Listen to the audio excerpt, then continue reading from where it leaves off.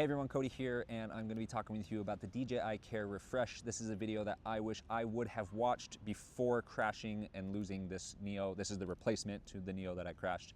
I think DJI makes it way too easy for people to just buy a drone and go fly it. Is that great? Yes, you have instant access to just flying a drone. I think that's really, really cool. But you buy your drone, you go out to the park, you try to fly the drone, and DJI says, oh, you need to create a profile. So you log in, you create an email, connected, profile, blah, blah, blah. I'm John, whoever, and this is my email, and now, okay, John, now you can fly. And when you bought your drone online, you also bought your DJI Care Refresh. Now, I'm sure that when you log into that profile for the first time, there's a little notification that says, oh, you need to make sure that you're connected to your, you need to bind this drone so that we can connect your DJI Care Refresh. Okay, so maybe you bound it that day to that email, to that profile. And now you successfully fly the drone, great, and you bring the drone home, and then you go about maybe a year later, or 6 months later, or 1 month later, or a week later, and you go back and you try to fly the drone and you realize, oh man, I don't remember the password.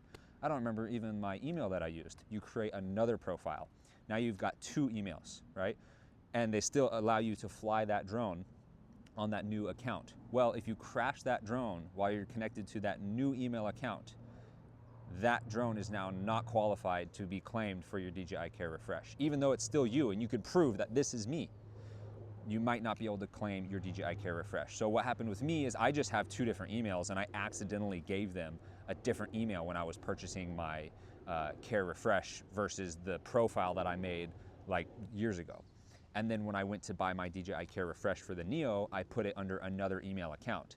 And then when I was flying my Neo, I was flying it under my original account, which wasn't bound to the insurance. So this is where the issue lies. Whether you do it by mistake or you're flying on a friend's controller or whatever it is, you need to make sure that when you're flying your drone, that it is bound to your DJI drone, to your DJI Care Refresh. Like, it needs to be bound. There is a unbind and a binding process. It's really not that hard. I'm not going to teach it in this video. We'll do that in the next video.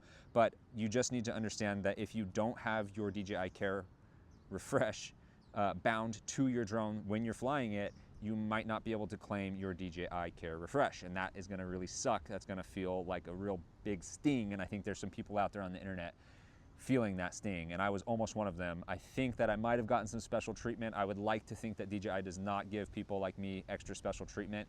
They do send me this gear. I had to buy this. They would not send it. I asked them like 3 or 4 times. I was like, hey, you already sent me all this other gear. Like, can you just send me? I just need the remote. I want to fly FPV. I don't want the motion controller. I want to fly FPV. They wouldn't do it. So I think that maybe some people, maybe the bigger accounts get special treatment. I don't think I'm getting special treatment. Yes, I do have a sponsorship with them, but that's because I've worked hard and I've built a social media following on Instagram, and now it's growing here on YouTube. So anyways, rant over. Make sure your DJI products are connected, bound properly to the email account that your DJI Care Refresh is purchased through. So that's the end of this video. See you in the next one.